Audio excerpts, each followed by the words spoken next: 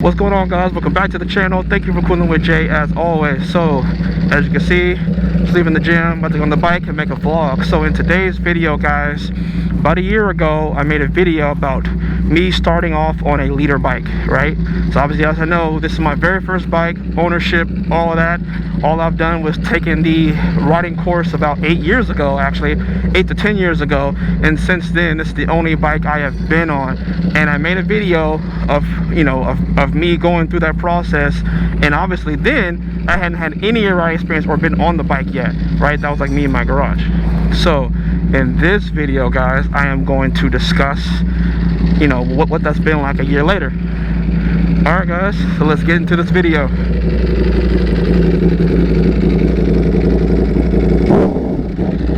Hit the gas on them nitro, youngin'. Cooler than being cool, that's ice cold, youngin'. We really bad at no bluffing. Self-made boy, that's the end of discussion. Coolin' with Jay, they know we coolin', right? Coolin' with Jay, they know we coolin', right? Coolin' with Jay, they know we coolin'.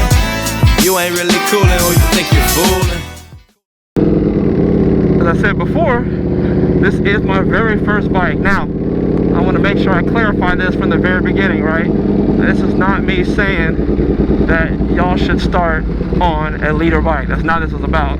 However, though, it's obviously, as y'all know, this is probably one of the biggest topics on YouTube is what's the best bike, alright? So this is not me saying this is the best starter bike. This is me saying, however, I did start on a leader bike. It has been a year since, and I kind of want to go over that journey, right? How did I feel? Was I nervous? Was I afraid? Alright, so first off is obviously the very first time I got it, I did not ride it home. So I actually had, where were they going? So I actually had the shop, Moto Corsa, actually delivered the bike to my house. So I did not ride it home because obviously for me, home is through the freeway and all of that. I did not want my first experience to be that. So I had them deliver it to my house. It showed up, obviously, and so I pretty much drove it down the street for the first time. And I'll tell you, the first time, I actually turned it on, having all the gear on, helmet, gloves, jacket, boots, the whole works, and going out for a ride, absolutely I was nervous. And I think I probably killed it. I probably killed it about 3 or 4 times just getting it to the parking lot. Like I said, I hadn't done anything in what, 8 years. So I want to say I took the test 2008 or 9. So one of those years, 2008 or 9 is when I took the test. And I passed it obviously first time, but my fear was when I took the test was about clutch. Was about clutch and game it, because I killed it like 4 or 5 times during I actually almost failed the test, guys, to be honest. I actually almost failed the test because I was too afraid to engage enough throttle to make the bike move forward. So the bike kept dying, essentially. Obviously I've gotten past that now. So my fear was, when I initially got it, was like, guys, it didn't matter if it was a leader bike, 600, 300. In the back of my mind, I was still thinking, please don't kill it, please don't kill it, please don't kill it, because that's what I did during my test. And again, I passed, but I'm not gonna sit up here and say I passed with flying colors. Like, I barely passed. So I was definitely afraid of that. So I was like, all right, Thomas, take it easy. Like, it wasn't about the power, guys, for me. It was just in general. And what was cool was the police officer who was the one doing the course for us, he demonstrated for me of, like, him pulling almost full throttle, right, but slowly engaging the clutch. So even though he had a lot of throttle, it's still all clutch management, and that's what he kind of showed me. But again, it was still close for me failing. But anyway, I moved on from it. So for me, guys, the initial fear wasn't about it being a leader bike or 600. The initial fear for me was throttle control, which is a lot of which is almost all of what riding is anyway, right? So got to the parking lot. You know, obviously the bike's getting hot, a little warm because I'm not doing much, but yeah, I just practice, guys. I just practice in the parking lot over and over again. That's all I would do. For about a month and a half, I just went to the parking lot, and that's why I didn't make many videos of me riding in the very beginning, was because I wanted, I mean, let's be real, no one wants to watch me ride around in the parking lot going 10 miles an hour. So I didn't make videos of me doing that part of it. And then my secret sauce was then going out on Sundays to actually go for rides, right? And just practicing coming up to lights, stopping, because it's true, riding a bike is like doing an instrument, right? Or like playing percussion, I'd say. The reason why is you are using a lot of motor skills. You're having to remember to slowly feed throttle while releasing the clutch and the brake and everything else. Like, it's so much things you have to remember, and that's why going to a parking lot is good. Or guys, if you're riding for the first time, my advice is go on a Sunday. The reason why is Sunday's church day, and it's very quiet usually as far as traffic is on Sundays. Now this is right now it's Monday morning, no, Monday morning, it's Monday noon, I guess you can say. It's noon right now, and obviously this is, you know, going to be your lunch traffic, right? But that's my advice. So yeah, I would go on Sunday, so that way, guys, coming up to a light, I could practice those motor skills. And that was the key for me, was getting comfortable where I didn't have to think about, okay, coming to a light, all right, let me downshift, let me make sure I'm about to engage the clutch when I get close, and using the brake and all of that, guys. Like, I wanted to make sure I was comfortable, right? So that's what I did. So I spent weeks, not days, I spent weeks. Now, all this time, I've never touched a freeway, okay? I've never touched a freeway or anything. This is just roads around my house, roads I know, you know, and then practicing curves, all that kind of thing. Obviously, there's not many curves on a, you know, a street road, but just, I knew some that had some decent lanes, and I would do that. Just, again, just practicing getting comfortable with the bike. And over time, I gained more confidence, and then I would do a little more. I got a little further outside of my perimeter of my house, and then here we are. You know, almost, not 2 years, but I mean, we're almost in September, October, November, December, January, February, March. So we're about half-ish way. So about halfway through, and you know, it being almost 2 years, and you know, I feel comfortable on the bike. I don't, now again, obviously I have a bike with a lot of rider age, you know, traction control, so that, all of that helps, right? And guys, I'm also not 10 years old either, obviously, right? I'm in my 30s, so I'm past that age or that mindset, right, where I'm trying to, you know, stunt and show off. I mean, don't get me wrong, I still do show off. I'm not gonna sit here and say I don't have my show off moments, right?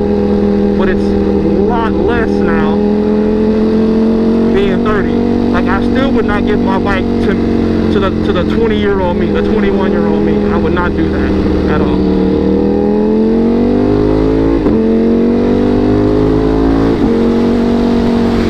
There's no way I'll do that to myself, right?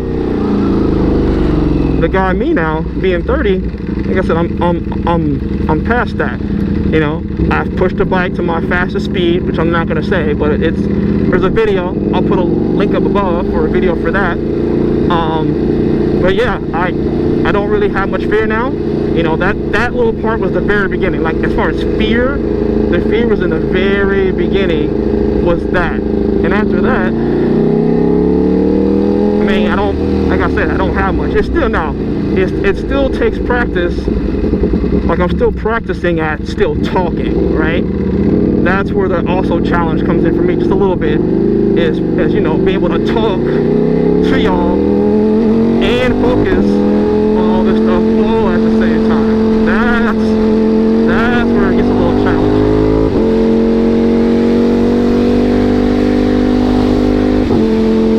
So again, I'm not saying, hey guys, go out there and get you a leader bike store on it. No. All I'm saying is I did it, I'm still alive from it, I've enjoyed it, and I will say the rider aids definitely help. Now, I don't know, they're on their max, okay? But this is the part I will say. I'm not into the computer to know like exactly how many times I've had the intermission come in, right? Does it make sense? So I don't know, because I don't know at what point does the light actually come on and tell me, hey, traction controls come on or whatever else. I don't know if it's every time or just sometimes, right? So because of that, I don't know how many times it saved me. I'm not sure. I'm not gonna sit up here and say I know. But what I will say is having it is definitely a plus, for sure.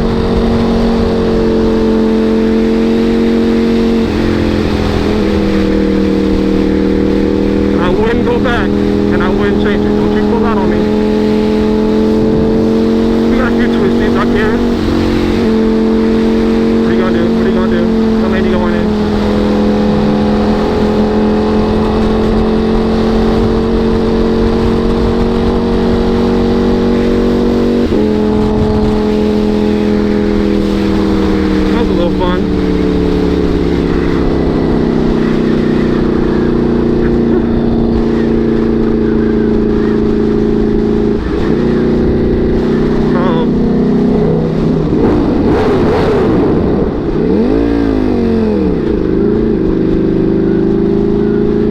I don't think I've ever missed a tunnel rev pull. Yeah, I'm not doing it. My promise to y'all is I will never miss a tunnel rev pull. I'll say my advice from experience, and like I was saying, I don't know. Oh, come on.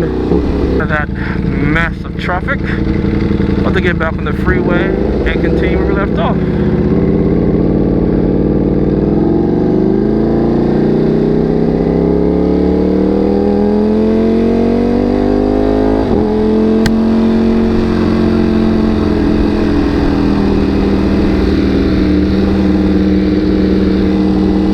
Checking for cops. I always check when I enter the freeway. I always check to make sure. A lot of traffic right now.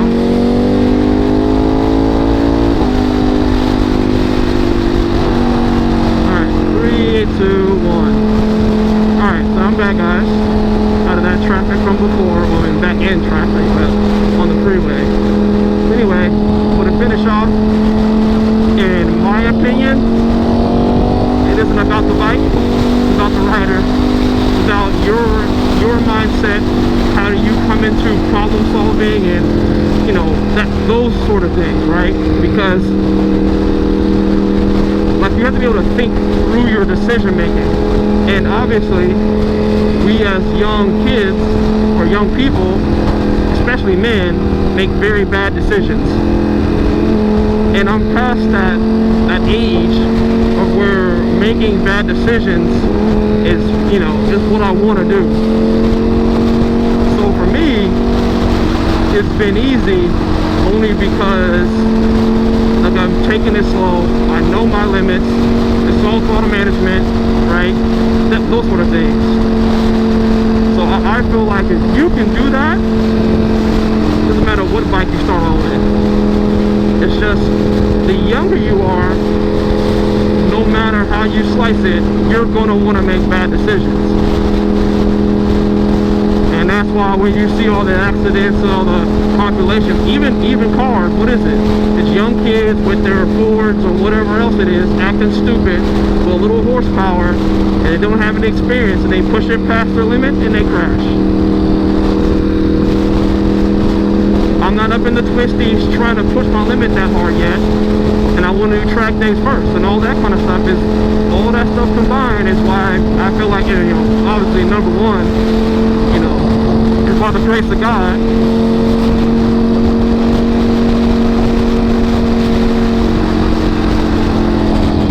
What is going on right here? Man, by the grace of God, I'm still alive, and by His grace, I pray for another 80 years of living bike or no bike.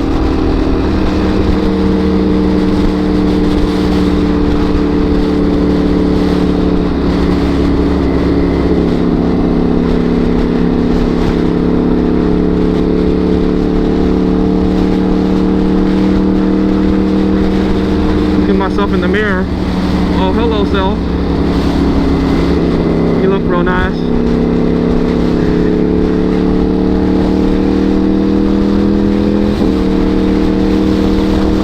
Yeah, guys, that will conclude my video.